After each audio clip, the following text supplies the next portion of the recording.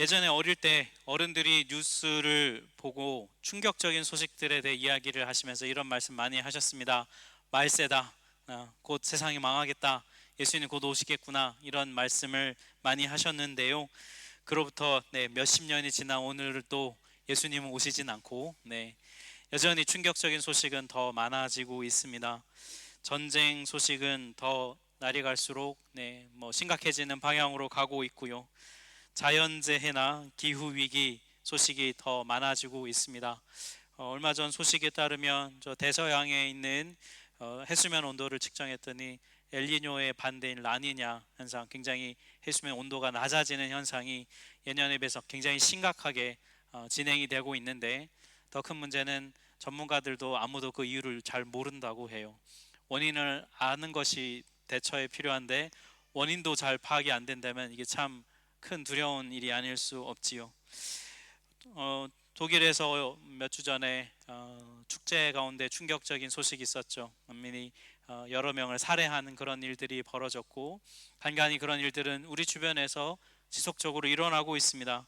이런 세상의 어두운 면에 대한 소식이 여러분 시간이 지나면 더하면 더했지 덜하지는 않아요. 우리 그리스도인들은 이런 세상 현실을 살면서 어떤 태도로 살아가야 할까요? 어떤 태도로 우리는 세상을 살아가고 있을까요? 어떤 분들은 말세구나 하면서 세상을 비관적으로 대하고 세상을 등지면서 사는 분들도 있을 것이고요. 또 어떤 분들은 세상은 뭐 원래 그런 것이지 뭐 어쩌겠어 그냥 그런 걸 하면서 그냥 이 세상의 흐름에 따라 살아가는 사람들도 있을 겁니다. 오늘 본문에서 바울은 그런 세상을 사는 우리가 어떤 태도를 가져야 하는지를 말해주고 있어요. 오늘 보면 11절 말씀을 같이 합독하도록 하겠습니다. 또한 너희가 이 시기를 알거니와 자다가 깰 때가 벌써 되었으니 이는 이제 우리의 구원이 처음 믿을 때보다 가까웠습니다. 여기 바울은 우리 그리스도인들이 지금 이 시대를 바라보는 태도를 잠을 자다가 깨어나야 하는 상태라고 말하고 있습니다. 여기서 이 시기를 알거니와 할 때 시기라는 헬라어 원어는 카이로스라는 단어예요. 여러분 시간을 뜻하는 헬라어에 두 가지가 있다는 얘기 들어보신 적 있을 겁니다. 크로노스와 카이로스가 있어요. 크로노스는 뭐냐면 그냥 흘러가는 똑딱똑딱하는 그 물리적이고 객관적인 시간을 뜻합니다. 매주일 설교가 30분 정도 소요가 됩니다. 이럴 때 그 시간을 크로노스라고 해요. 그런데 그에 비해 카이로스는 뭐냐면 주관적이고 질적인 시간을 뜻해요. 그러니까 시간이 벌써 이렇게 지났네 라고 말할 때, 분명히 설교를 저는 30분 했는데 저는 10분밖에 안 지난지 몰랐네요 이럴 수도 있고, 아니면 한 50분 하신 줄 알았어요 이럴 수도 있고, 이게 카이로스라는 거예요. 즉 카이로스는 자신에게 어떤 의미가 있는지가 중요한 것을 가리켜 카이로스라고 합니다.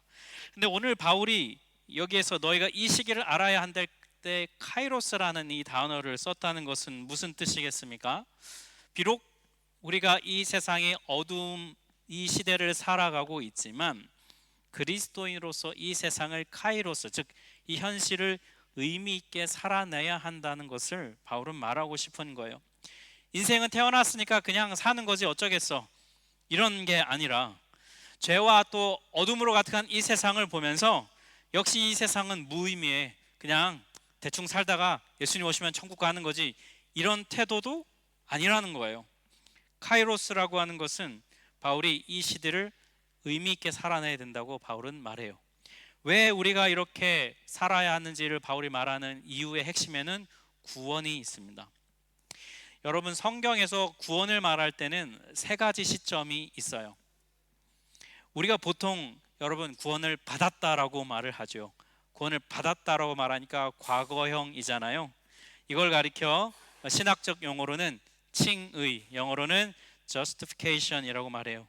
예수님이 이미 십자가에서 이루신 그 모든 그 구원을 우리가 믿음으로 받아들여서 심판에서 생명으로 이미 옮겨졌다 할 때에 이 구원을 받았다, 칭의라고 말해요. 구원의 과거형이 있다면 그러면 이미 이렇게 구원을 받은 우리를 성령님은 예수님을 닮아가도록 우리를 자꾸 빚어가십니다. 만들어 가세요. 이걸 가리켜 구원의 현재라고 말하고 성화, 영어로는 sanctification이라고 말을 합니다. 그리고 이 성화를 살아가는 우리가 언젠가는 예수님이 이 땅에 다시 오시면 구원의 완성된 모습을 우리가 보게 될 텐데, 그걸 가리켜 구원의 미래, 즉 영화, 영어로는 glorification 이렇게 말을 해요. 그래서 우리가 말하는 구원에는 이 세 가지 시점이 다 들어가 있는 것이 성경이 말하는 구원이에요. 바울은 지금 우리가 살고 있는 지금의 이 시기는 예전의 구원을 이미 받았다고 말하는 칭의와 앞으로 구원을 우리가 완전히 완성될 영화, 여기로 가고 있는데 이전에 비해서 우리가 자꾸 좀 더 가까워져 가고 있다, 이런 말을 하고 있는 거예요. 바울이 이렇게 구원에 대해서 말하고 있는 이유가 뭐냐면 우리가 구원의 미래인 영화로움, 글로리피케이션에 대한 기대감이 있어야 된다는 거예요. 마지막 그 순간의 찬란함과 놀라움이 얼마나 대단할 것인데 그냥 지금 이렇게 퍼져 자고 있으면 안 된다는 거예요. 깨어 일어나서 그 순간을 깨어서 목도하고 경험해야 되지 않겠느냐, 바울은 그 말을 하고 있는 것이죠. 그래서 이어서 바울은 12절에서 이렇게 말합니다. 밤이 깊고 낮이 가까웠다. 밤이 깊다는 말이 무슨 뜻이냐면 이제 밤이 한창으로 깊어졌으니 조금 더 시간이 지나면 아침이 오게 된다는 거예요. 어둠이 깊다는 건 더 시간이 지나면 그 어둠이 이제 끝나고 아침이 오게 된다는 그런 의미를 담고 있습니다. 근데 여러분, 여기서 밤, 어둠이라고 쓰인 헬라어 스코토스는 단순히 그냥 물리적인 어둠을 말하는 게 아니라 성경의 여러 곳에서 지적인 어둠 그리고 영적인 어둠을 뜻할 때 쓰였어요. 지적인 어둠, 영적인 어둠은 무슨 말이냐면 하나님에 대한 지식이 없는 상태를 말합니다. 하나님이 누구이신지를 잘 모르는 거예요. 바울은 이렇게 얘기하는 겁니다. 너희가 예전에는 하나님을 잘 몰랐다. 그래서 어둠 속에 살았다. 하지만 이제 너희는 하나님이 누구신지 알고 예수님이 너희를 위해 뭔 행하셨는지를 알고 있지 않느냐는 거예요. 그러니까 너희는 하나님을 모르던 그때처럼 지금의 이 시간을 그렇게 살아서는 안 된다는 거예요. 너희가 구원이 뭔지를 안다면 그러면 결말이 뭔지를 알지 않느냐는 거예요. 구원에 완성될 미래가 무엇인지를 알지 않냐? 그러니 미래에 완성될 구원을 소망하면서 지금의 현재를 어떻게 살라는 겁니까? 구원의 카이로스로서 의미 있게 살아야 된다는 거예요. 여러분, 이 바울의 권면이 여러분에게는 어떻게 들리시는지 모르겠어요. 많은 그리스도인들이 구원을 받았다고 말을 합니다. 그리고 구원의 확신이 있다고 말을 해요. 그런데 구원을 받았다고 말하고 구원의 확신이 있다고 말을 하면서 왜 구원의 완성인 영화로움, 글로리피케이션에 대한 소망이 없을까요? 왜 구원을 받았음에도 불구하고 낮이 아닌 밤에 머물러서 살아가고 싶어 할까요? 세 가지 정도 그 이유가 있을 것 같아요. 첫 번째, 구원을 받았음에도 불구하고 구원의 완성인 영화로움에 대한 소망이 없는 첫 번째 이유는 구원을 받지 않았기 때문이에요. 여러분, 교회에 출석한다고 해서 구원을 받았다고 말할 수는 없습니다. 성경은 분명하게 구원의 시작에 대해 말하고 있어요. 이렇게 말합니다. 로마서 10장 9절 말씀 우리 한번 합독하겠습니다.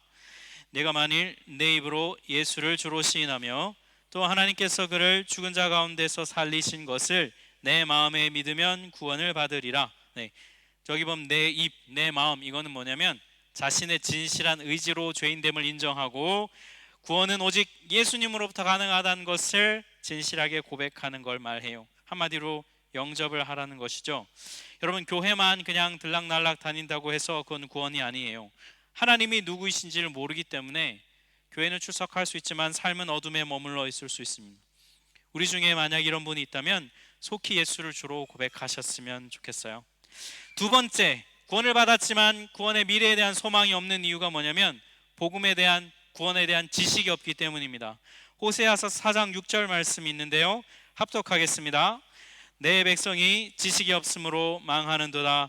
내가 지식을 버렸으니 나도 너를 버려. 네, 호세아서에서 하나님은 하나님을 알고자 하지 않는 하나님의 백성들을 향해 이렇게 말씀하셨어요. 영접을 했습니다. 세례도 받았어요. 구원이 시작됐어요. 그런데 구체적으로 구원받은 자의 현재의 삶이 어떠해야 되는지에 대한 배움이 없어요. 그러면 배움이 없다는 건 무슨 말이냐면 자람이 없다는 것입니다. 신앙생활을 하면서 여러분 예배만 드리고 그 외에 다른 것들은 전혀 하지 않는 분들이 있습니다. 여러분 배움이 없다는 건 그냥 단순히 생각해 보면 교회의 양육, 그 다음에 훈련 프로그램 이런 것들을 안 하는 거로만 생각하실 수 있어요. 하지만 그게 전부가 아니고요.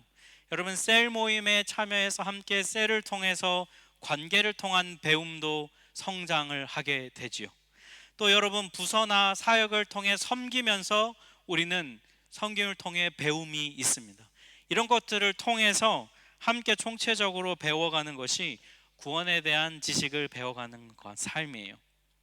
신앙생활에 대한 배움이 없잖아요. 그러면 자연스럽게 세상에 대한 배움이 커져갑니다. 그러면 신앙생활을 세상 방식으로 하게 돼요.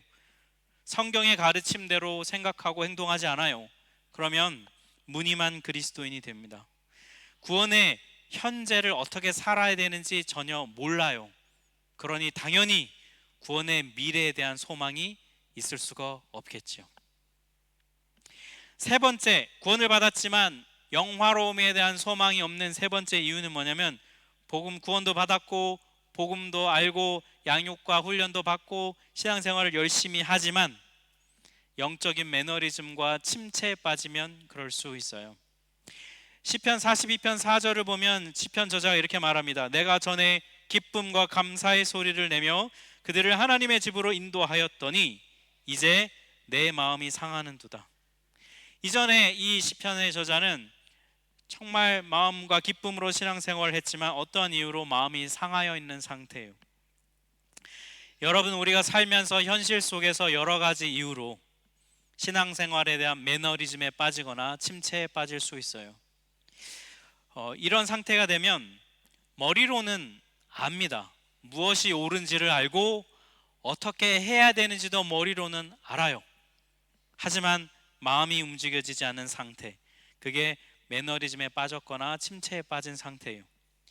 이럴 때가 되면 생각은 비진리에 굉장히 많이 휘둘리게 되고요. 그 다음에 감정은 하나님을 향해 혹은 사람을 향해 심각하게 손상되어 있는 상태가 될 수 있겠고요. 의지는 약해져 있는 상태예요. 영적인 매너리즘과 침체에 빠지는 원인은 여러 가지가 있습니다. 이유는 많이 있어요. 하지만 근본적인 이유를 찾아보면 결국은 믿음 없음입니다. 무슨 말이냐면 하나님에 대한 신뢰가 무너져 있기 때문이라는 거예요. 영적인 매너리즘과 침체로부터 회복이 되려면 여러분 단순한 지식적인 회복을 말하지는 않아요. 그건 무슨 회복이 필요하냐면 인격적인 회복이 필요합니다. 하나님을 향한 신뢰, 그리고 교회를 향한 신뢰, 성도를 향한 신뢰가 회복될 때 영적 매너리즘과 침체에서 빠져나올 수 있게 돼요. 그럴 때 우리는 구원의 현재를 넘어 미래를 소망하며 살 수 있게 되지요. 여러분 이처럼 오늘 말씀은 우리에게 구원의 세 가지 시점을 통해 현재를 구원의 카이로스로 의미 있게 살아가라고 권면을 합니다. 그러면 정말 우리가 이 말씀대로 이 현재를 구원의 카이로스로 여기고 정말 잘 오늘 말씀의 권면대로 살아낸다면 구원의 완성인 영화로움을 소망하며 살게 된다는 거예요. 구원의 완성인 영화로움을 소망하며 살아가는 사람에게는 두 가지 특징이 있다고 오늘 말씀은 우리에게 얘기해 주고 있어요. 첫 번째 특징이 뭐냐면 그 사람은 빛의 갑옷을 입은 사람, 그리스도로 옷을 입은 사람이라고 말합니다. 오늘 본문 12절과 14절에 있는데 우리 한번 합독하겠습니다. 그러므로 우리가 어둠의 일을 벗고 빛의 갑옷을 입자. 오직 주 예수 그리스도로 옷 입고. 여러분 오늘날 옷을 입는다는 것은 무슨 뜻이냐면 패션을 의미하죠. 저 사람 참 옷을 잘 입는다, 안 입는다 뭐 이렇게 얘기하잖아요. 근데 이 로마서가 쓰일 당시 옷을 입는다는 것은 패션이 아니라 신분을 의미했어요. 신분에 어울리는 원단과 색상이 들어간 옷을 입는 것, 그게 그 당시에 통용되는 관점이었습니다. 그러니까 오늘 여기 본문에서 주 예수 그리스도로 옷 입으라, 이 표현은 무슨 뜻이냐면 그리스도인의 신분에 어울리는 삶을 살아라, 이런 의미로 해석할 수 있어요. 근데 12절을 보니까 입어야 할 옷이 다른 옷이 아니라 갑옷이라고 말을 합니다. 빛의 갑옷. 여러분, 갑옷을 언제 입어요? 전투할 때에 적의 공격으로부터 보호하기 위해 입지요.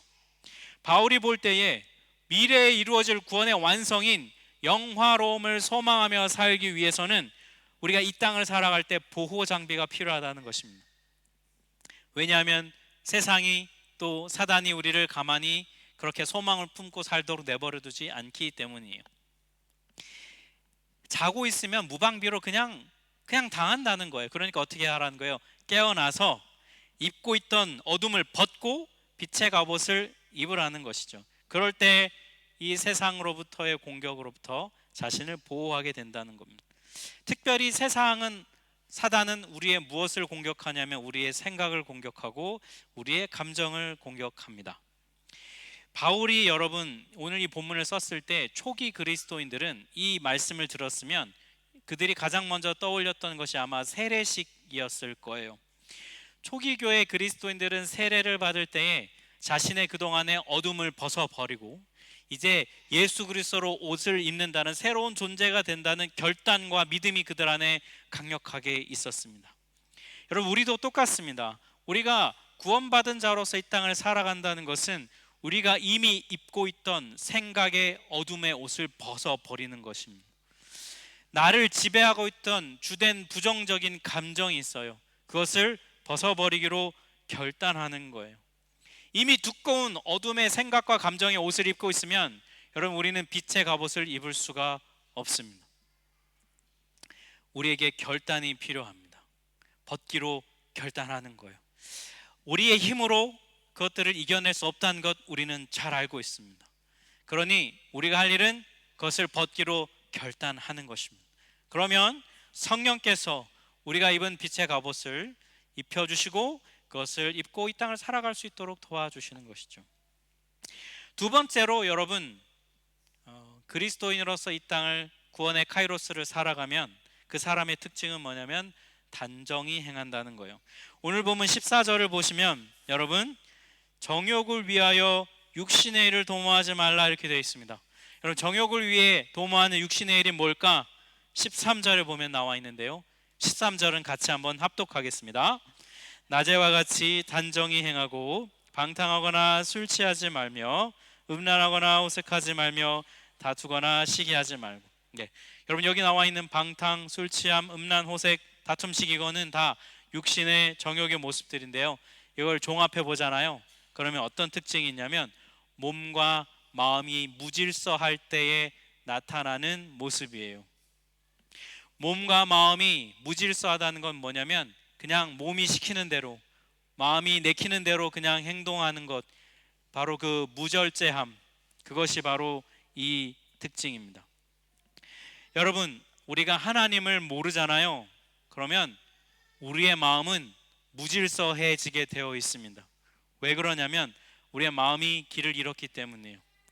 우리가 처음에는 우리의 마음에 길이 있다고 생각합니다. 젊을 때는 목표를 세우잖아요. 몇 살까지 결혼을 해야지, 몇 살까지 내가 이런 직업을 가져야지, 이 정도 이루어야지, 돈을 이만큼 벌어야지, 이 정도 성취를 누려야지, 이런 목표를 잡고 우리의 마음의 길을 정하면 그렇게 막 열심히 달려가요.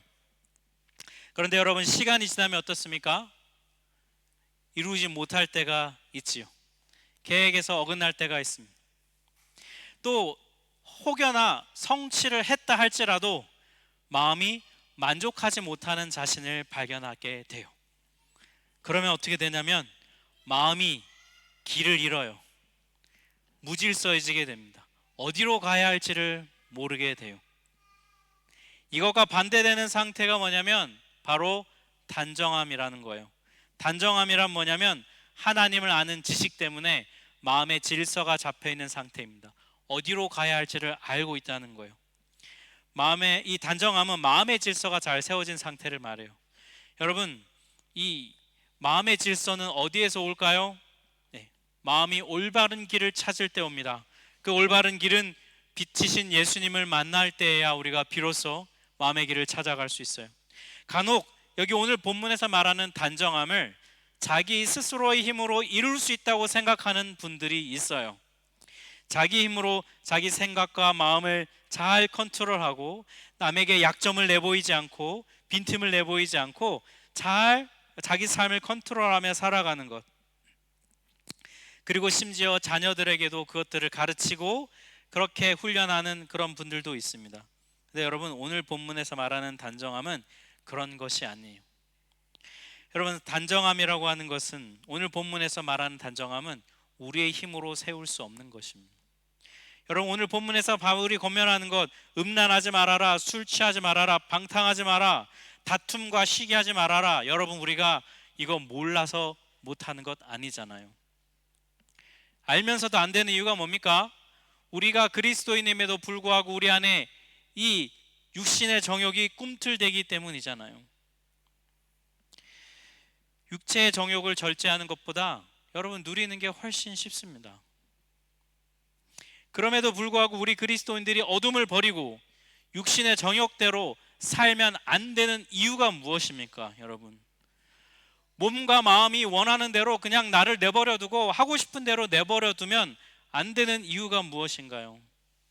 그것은 바로 오늘 본문의 말씀에 따르면 그렇게 사는 것은 구원받은 자의 삶이 아니기 때문에, 그건 구원의 모습이 아니기 때문이에요.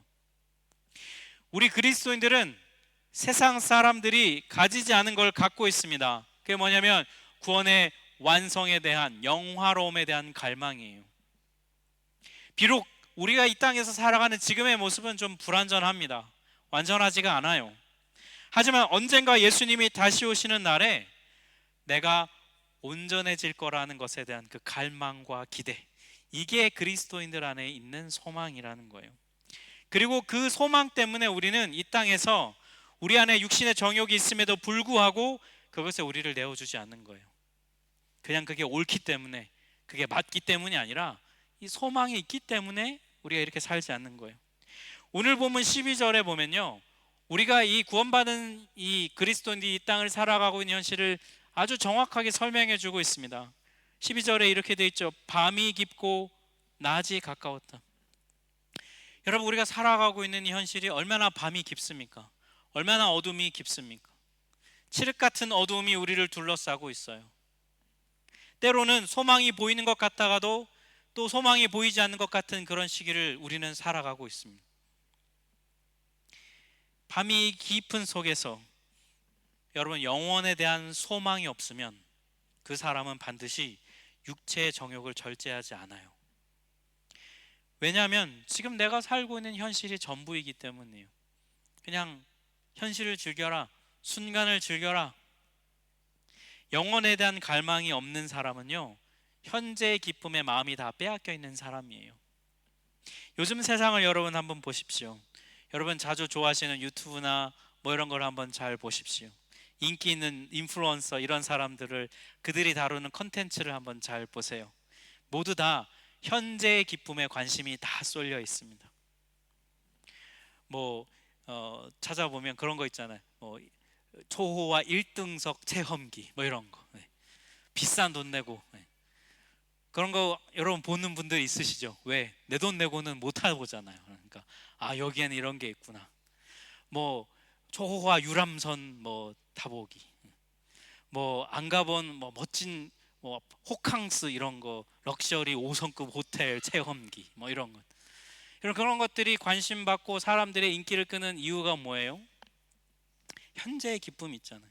요즘 몸에 대한 관심이 증가하고 건강에 대한 관심이 증가하면서 몸을 잘 가꾸고 다루는 것에 대한 것도 굉장히 많이 증가한다고 해요. 얼마 전 뉴스를 보니까 독일의 육류, 그러니까 고기 있죠, 돼지고기부터 소고기, 이 소비량이 시간이 지나면서 조금씩 줄어들고 있다고 해요. 반면에 채소나 이런 것들에 대한 그 소비가 증가하고 있다고 합니다. 이유가 뭐니까 젊은 사람들이 몸에 대한 관심이 이전보다 많이 증가해서 건강을 챙기기 위해서 그렇게 한다는 거예요. 요즘에 열심히 일해서 큰 성공을 이루는 것도 소중하게 여기지만 워라밸을 소중히 여기죠. 삶의 균형, 쉼과 휴식. 그래서 관심사가 비슷한 사람들끼리 모여서 정보를 공유하고 이런 것들이 많이 있습니다. 이 모든 것에 여러분 공통점은 뭡니까? 그 초점이 뭐예요? 다 현재에 맞춰져 있다는 거예요. 혹시나 내가 이런 현재의 기쁨에 빠져 있는 거 아닌가 점검할 수 있는 방법이 하나 있어요. 그게 뭐냐면 그거를 못하게 하면 막 분노하는 거예요. 네. 그 내가 누리는 이 기쁨을 못 누리게 하면 심각하게 우울해집니다. 내가 이런 것도 못 누리는 인생인가. 그리고 그걸 못하게 하면 내가 이런 것도 누리는데 내가 이런 걸 못하게 하나, 막 분노하고 화를 내요. 현재의 기쁨에 매몰되어 있으면, 내가 마음이 빼앗겨 있으면 그 현재의 기쁨을 뺏어가는 그것을 그렇게 싫어하고 미워하고 분노하고 우울해해요. 여러분, 현재에 만족하면 절대로 하나님의 나라를 이 땅에서 누릴 수 없어요. 하나님께서는 우리가 그렇게 되도록 내버려 두지 않으십니다. 그래서 하나님은 우리로 하여금 이 세상에서 다 만족을 누리지 못하게 하세요. 영혼에 대한 갈망 없이 현재의 기쁨에만 매몰되지 않도록 하십니다. 그래서 우리로 하여금 현재의 기쁨을 상실하게 하세요.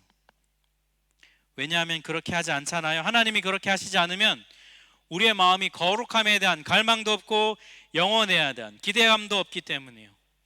그러면 결국에 우리의 삶은 어떻게 되냐면 마음이 길을 잃어버리게 되는 거예요. 성 어거스틴이 쓴 고백록이란 책이 있습니다. 그 책에서 성 어거스틴이 이런 문구를 썼어요. 하나님, 당신은 우리가 당신을 향해 살아가도록 만드셨습니다. 그렇기에 당신 안에서 쉬기까지 우리에게는 참된 안식은 없습니다. 하나님이 아니면 우리의 삶은 결코 온전히 만족할 수 없다는 거예요, 이 세상에서. 그리고 이걸 가리켜 오늘 설교의 제목인 거룩한 불만족이라고 말해요. 거룩한 불만족이라고 하는 건 뭐냐면 하나님이 아니고서는 어떤 것도 나를 온전히 만족시킬 수 없다는 태도로 이 땅을 살아가는 것, 그게 바로 거룩한 불만족의 태도입니다. 이 거룩한 불만족은 이 땅을 살아가는 그리스도인의 삶의 태도여야 해요. 오해하지 않았으면 좋겠는데요, 그리스도인이 이 세상에서 얻는 기쁨이 전혀 없어야 된다고 말하는 것이 아닙니다. 이 세상에서 얻는 기쁨이 쓸데없다고 무조건 말하는 것은 아니에요. 만약에 그렇게 가르친다면 여러분, 그건 이단이에요. 영적인 것만 선하고 이 세상의 것은 다 악하고 쓸데없다고 하는 건 이원론적인 초대교회의 영지주의의 가르침입니다. 그거는 잘못된 가르침이에요. 우리는 이 세상에 오는 즐거움을 누릴 수 있어요. 사실 제가 이렇게 얘기하지 않아도 여러분 이미 누리고 계시기 때문에 제가 강조할 필요도 없겠죠. 네. 먹는 즐거움이 얼마나 즐겁습니까? 사람과 함께하는 기쁨이 얼마나 좋은가요? 세상에서 성취하는 기쁨이 얼마나 큰가요? 기뻐할 수 있어요. 근데 여러분, 그리스도인은 어떻게 해야 되는 겁니까? 이 기쁨을 나에게 허락해 주신 분이 있다는 걸 기억하는 거예요. 하나님이 나한테 이 땅에서 이런 걸 누리도록 허락해 주시는구나, 나한테 베풀어 주시는구나 라고 그걸 누리고 감사히 잘 누리면 되는 것이죠. 그리고 거기에서 더 나가는 거예요. 하나님이 나한테 이 땅에서 이런 기쁨도 주시는데 마지막 날에 온전히 완성될, 구원이 완성될 영화로움의 그때에는 나에게 주실 기쁨은 얼마나 더 클까? 이렇게 우리의 삶의 시각이 전환되는 태도로 살아가는 것, 그게 바로 구원받은 자의 삶의 태도라는 거예요. 영원의 관점으로 현실을 대하면, 거룩한 불만족을 품고 살아가면 이런 기대와 소망이 우리 안에 생겨나게 돼요. 한 가지 얘기하고 말씀을 맺겠습니다. 여러분, 군대 얘기, 죄송하지만 군대 얘기 잠깐 할게요. 여러분, 군대에서 이제 곧 제대를 앞둔 그 군인을 가리켜 말년병장이라고 해요. 제대할 날을 손꼽아 기다리는 사람, 그 사람을 이렇게 옆에서 지켜보면 사람이 제대할 때 되면 변해요. 사람이 죽을 때가 되면 변한다고 하듯 제대할 때가 되면 사람이 변하더라고요. 그렇게 깐깐하고 악독하던 그 인간이 제대할 날이 다가오면 그렇게 너그러워질 수가 없어요. 모든 것을 다 용납해 줍니다. 그렇게 자기 것 챙기고 이기적이고 하던 사람이요, 그렇게 남한테 베풀 수가 없어요. 자기 거 막 좋은 거 막 다 나눠줍니다. 왜 그럴까요? 제대할 날이 정해져 있기 때문이에요. 결말이 어떤지를 알고 있기 때문입니다. 여러분, 저는 오늘 본문에서 그리스도인은 이렇게 살아야 한다라고 하는 바울의 이 권면의 힌트를 저는 이 말년병장의 태도에서 얻어요. 우리는 결말이 어떠한지를 알고 있는 사람들입니다. 우리의 결말은 정해져 있어요. 우리의 지금의 모습은 불완전하지만, 아직은 밤이 깊은 어두움 같지만, 결국 그럼에도 불구하고 우리는 완성될 것입니다. 그렇기에 그 미래에 완성될 그 믿음을 가지고 우리가 현실을 살아낸다면 너그럽게, 그리고 좀 더 그 결말을 아는 사람답게 현실을 살아낼 수 있게 되는 것이죠. 사랑하는 여러분, 밤이 깊고 낮이 다가오고 있어요. 지금은 캄캄한 어둠에 둘러싸여 있지만 우리는 완성될 것입니다. 빛이신 예수님을 소망하면서 우리에게 주어진 오늘의 현실을 믿음으로 살아내는 여러분 되시기를 주님의 이름으로 축복합니다. 우리 함께 찬양하겠습니다.